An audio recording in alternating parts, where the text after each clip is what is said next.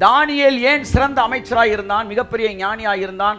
காரணம், ஆபிரகாமின் வித்து அவனுக்குள் இருந்தது. சாலமன் ஏன் அவுட்ஸ்டாண்டிங் விஸ்டம் அவனுக்கு இருந்துச்சு? ஆபிரகாமின் வித்து அவனுக்குள் இருந்தது. ஏன் யோசேப்பு ஒரு நாட்டிற்கே ஆலோசனை கொடுக்கத்தக்கவனாய் மாறினான்? ஆபிரகாமின் வித்து அவனுக்குள் இருந்தது. இயேசு கிறிஸ்துவை சொந்த இரட்சகராய் ஏற்றுக்கொண்டிருப்பாயானால் உனக்குள்ளும் அந்த ஆபிரகாமின் வித்து இருக்கிறது.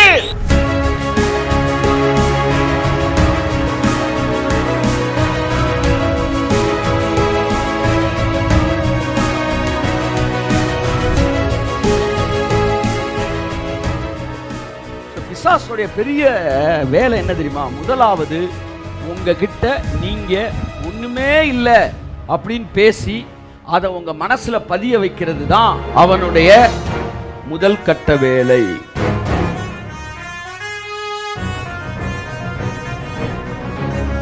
இன்னைக்கு சபை பிச்சைக்காரர்களால் நிரம்பியது போல தேவனிடத்திலிருந்து எதையாயிலும் பெற்றுக்கொள்ளலாமா என்கிற இடத்துல தான் மக்களை உருவாக்கி வச்சுட்டாங்க. அதனாலதான் உபவாச ஜெபத்தை மறுபடி கூட்டுறாங்க.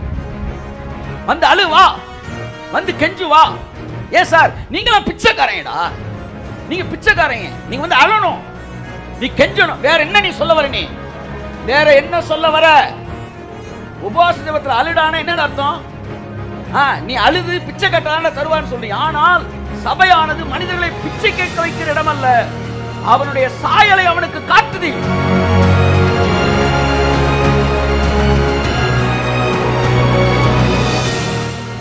எப்பெல்லாம் உன்னை குறித்து உனக்கு குறைவா மதிப்பு வருதோ அப்ப எங்க இருந்து உன்னை வெட்டுனாங்கன்னு அங்க பார். இயேசுவை பார், அவர் என்னெல்லாம் செஞ்சார் பாரு. இங்க இருந்து தான் பிதா என்னை வெட்டி எடுத்தார். அப்ப அங்க எது இருக்குதோ அது இங்க இருக்கணும். ஆமென். இன்று உங்கள் கண்கள் உங்கள் சுய நீதியை விட்டு, உங்களுடைய எஃபர்ட்டை விட்டு, உங்களுடைய முயற்சியை விட்டு உங்களுக்குள் இருக்கிற சேஷ்ட புத்திர பாகத்தின் மீது திரும்புவதாக என்று இயேசு கிறிஸ்துவின் நாமத்தில் நான் உங்களை ஆசீர்வதிக்கிறேன்.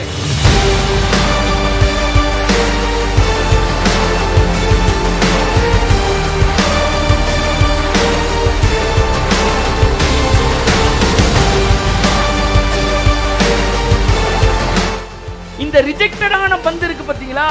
இவங்க தான் ஸ்டீவன் ஸ்பில்பர்க்கும், இவங்க தான் சார்லி சாப்ளினும், இவங்க தான் இன்னைக்கு உலகத்தில் இருக்கிற இயேசுவை ஏற்றுக்கொள்ளாத யூதர்கள்.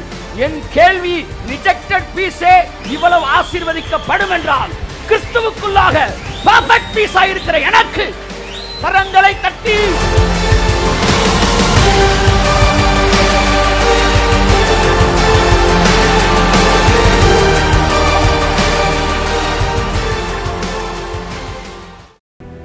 கர்த்தராகிய இயேசு கிறிஸ்து நாமத்தில் உங்களை மறுபடியும் வாழ்த்தி வரவேற்கிறேன்.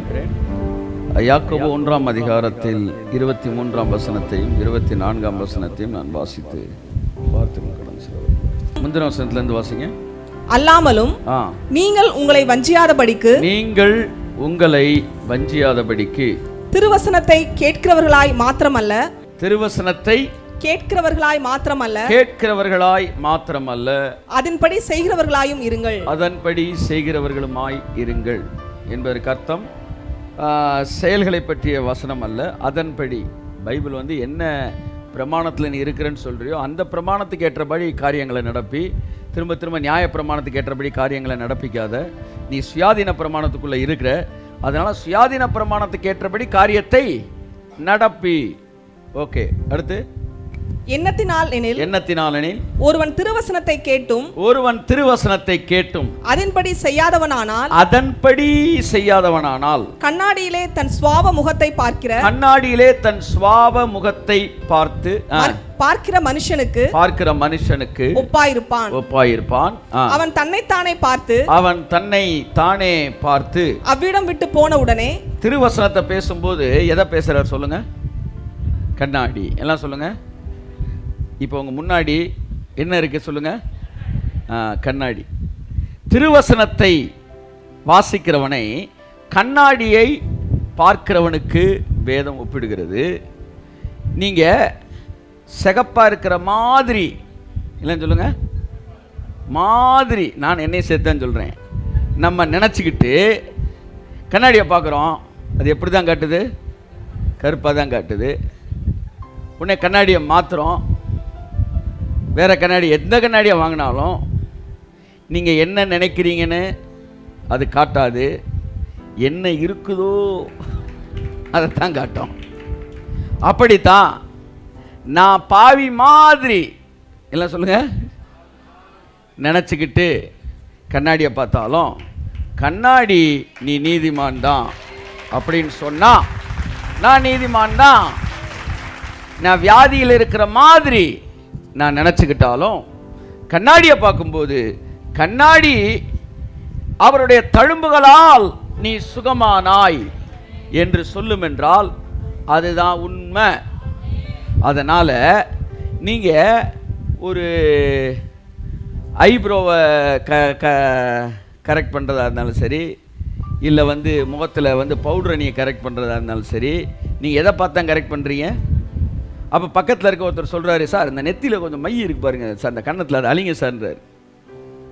உடனே நீங்கள் கண்ணாடியை பார்க்குறீங்க, மை இல்லை. எங்கே பண்ண இந்த பக்கம் தான் sir, left side sir, left side sir. அவர் ரொம்ப உணர்ச்சி பூர்வமாக பேசிக்கிட்டு இருக்கிறாரு. அவர் எவ்வளோ உணர்ச்சி பூர்வமாக பேசினாலும் நீங்கள் குழம்ப போகிறது கிடையாது. ஏன்னா கண்ணாடி தெளிவாக சொல்லுது உங்கள் முகம் தெளிவாக இருக்குன்னு. அப்போ நீங்கள் அடுத்த ஆள் சொல்கிறத கேட்பீங்களா, கண்ணாடி சொல்கிறத கேட்பீங்களா? கண்ணாடி பார்த்துட்டு கண்ணாடி உங்களை பற்றி என்ன சொல்லுதோ அதுதான் நான். இப்போ இந்த ஆவியை துரத்துறதுக்கு எதுக்கு வந்தோம் நம்ம? இந்த கனெக்டிங் வேர்டு என்ன?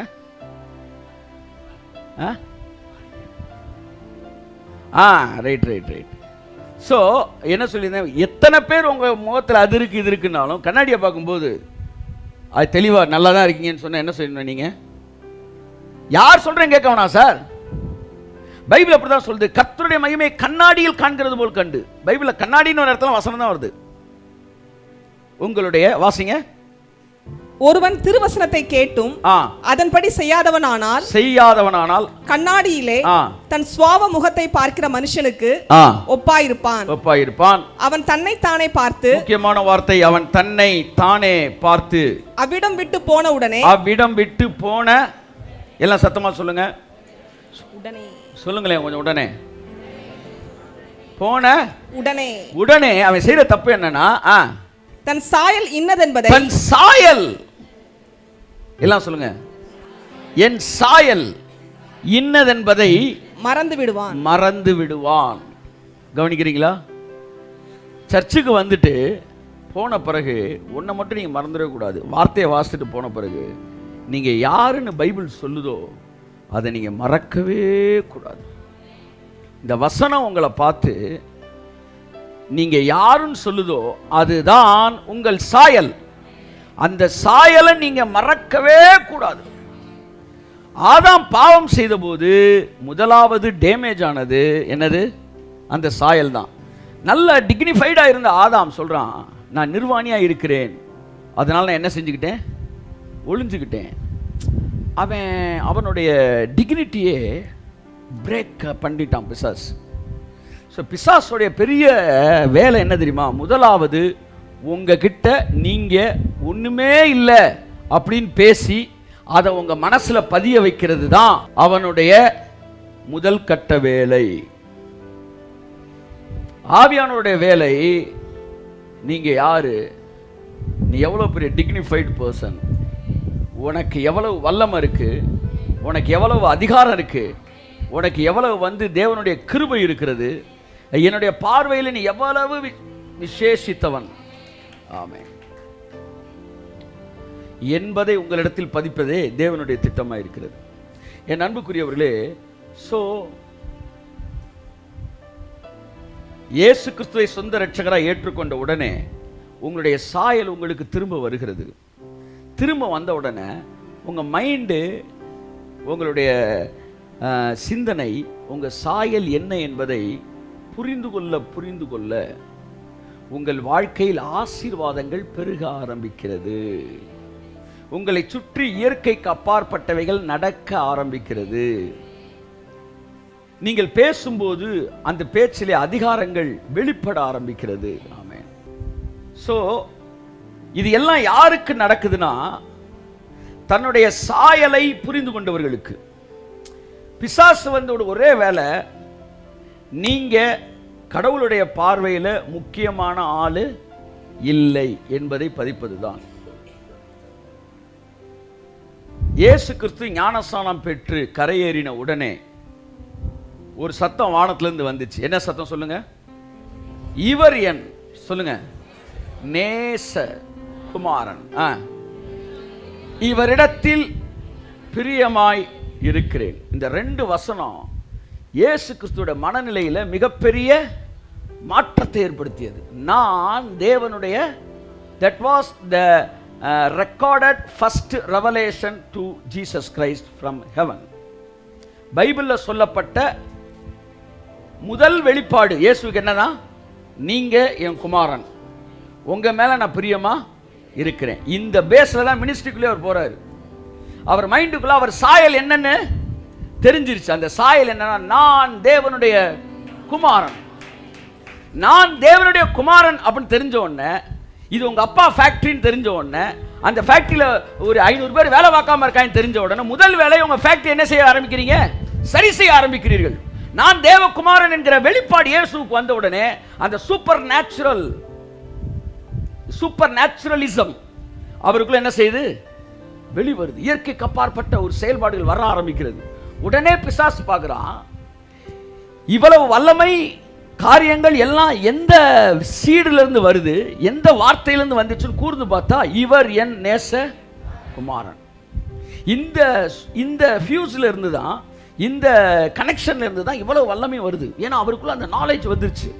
நான் தேவனுடைய குமாரன். ஓ ராபாலா சந்துராத்யா, நீ வெட்டி எடுக்கப்பட்ட கண்மலையும் தோண்டி எடுக்கப்பட்ட துறவையும் பார்.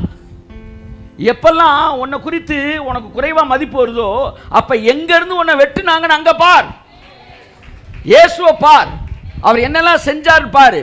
இங்க இருந்து தான் பிதா என்னை வெட்டி எடுத்தார். அப்ப அங்க எது இருக்குதோ அது இங்க இருக்கணும். ஆமென், ஆமென். ஏற்கனவே சொல்லிட்டேன், 1 கிலோ அல்வா கிண்டுறீங்க, 1 கிலோ அல்வாவும் டேஸ்டா இருக்கு. அதுல 100 கிராம் அல்வா வெட்டி தரீங்க. இந்த 100 கிராம் அல்வால என்ன இருக்கும்? அந்த 1 கிலோ அல்வால என்னெல்லாம் இருக்கோ அதெல்லாம் இந்த 100 கிராம் அல்வால. நல்லா கையை தட்டு. ஆமென். எப்பொழுதுதான் உங்களை பற்றி உங்களுக்கு குறைவாக மதிப்பீடு வருகிறதோ அப்பொழுதெல்லாம் நீங்கள் தேவனை பாருங்கள். அவர் எவ்வளவு வல்லமையுள்ளவர் பாருங்க.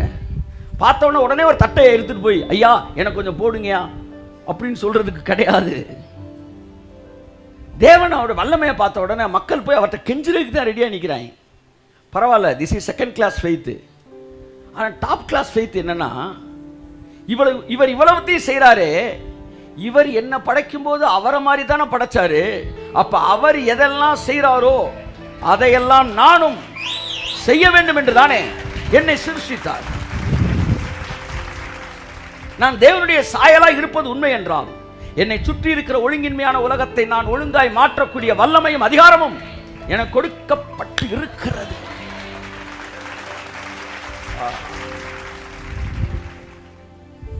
இந்த சிந்தனை தான் கிறிஸ்து இயேசுக்குள்ள இருந்துச்சு. நான் தேவனுடைய குமாரன்.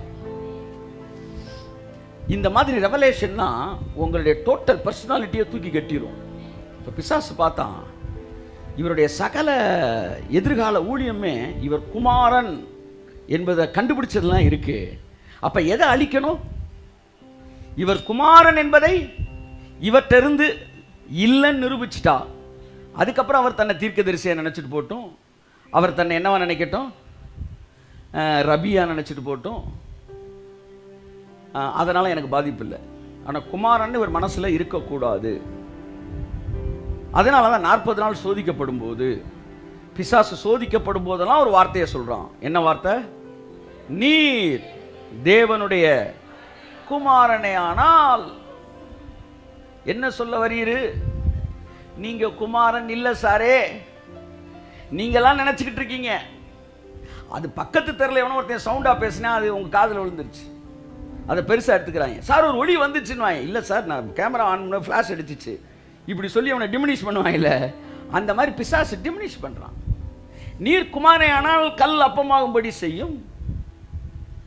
அடுத்த சோதனை, நீர் குமாரனே ஆனால் கீழே குதியும். என்ன சொல்ல வரீங்க? தேவன் இயேசுவுக்கு பிதா கொடுத்த அந்த சாயலை குறித்த அறிவை அழிப்பதற்கு பிசாசு முடிவெடுத்தான். அப்ப மனிதனை எப்படி வச்சிருக்கிறான்? ஒரு சாதாரண லெவல்ல கடவுள்கிட்ட வாங்கி பிழைக்கிற ஒரு வாழ்க்கை வாழு அப்படிதான் வச்சிருக்கிறான். இன்னைக்கு சபை பிச்சைக்காரர்களால் நிரம்பியது போல தேவனிடத்திலிருந்து எதையாகிலும் பெற்றுக்கொள்ளலாமா என்கிற இடத்துல தான் மக்களை உருவாக்கி வச்சுட்டாங்க. அதனாலதான் உபவாச ஜெபத்தை மறுபடி கூட்டுறாங்க. வந்து அழு வா, வந்து கெஞ்சு வா.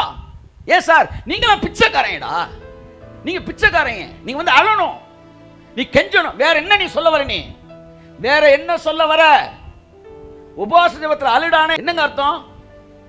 நீ அழுது பிச்சை கட்டான தருவான்னு சொல்றீங்க. ஆனால் சபையானது மனிதர்களை பிச்சை கேட்க வைக்கிற இடம் அல்ல, அவனுடைய சாயலை அவனுக்கு காட்டுது. இந்த தேசத்தை மாற்றக்கூடிய ஒரு இடத்தில் உன்னை என்னை தேவன் வைத்திருக்கிறார். நீங்க குமாரன் இல்ல, நீங்க குமாரன் இல்ல, நீங்க குமாரன் இல்ல, இத மனசுல பதிக்க விரும்பின அவர் சொன்னார், நான் குமாரன் தான். அப்ப கல் அப்பமா மாறட்டும். நல்லா கவனிங்க, கல் அப்பமா மாறட்டும். அவர் சொன்னார், கல் அப்பமா மாறினாலும் நான் குமாரன் தான், மாறாட்டினாலும் நான் குமாரன் தான். ஆமா, நான் பரிசுத்தமா வாழ்ந்தாலும் குமாரன் தான். சொல்லுங்க, நான் வந்து நின்னாலும் குமாரன் தாயா, விழுந்தாலும் குமாரன் தாயா. நான் வந்து ஜெபிச்சு நடந்தாலும் குமாரன் தான், ஜெபிச்சு நடக்கலனாலும் குமாரன் தான். ஆமேன் சொல்லுங்க. ஆமேன். அது மாறாது. சிங்கத்தின் கால்கள் பழுதுபட்டாலும், சிங்கம் அடி வாங்கினவன மியாவ் நகத்துது, அது அடிய வாங்கின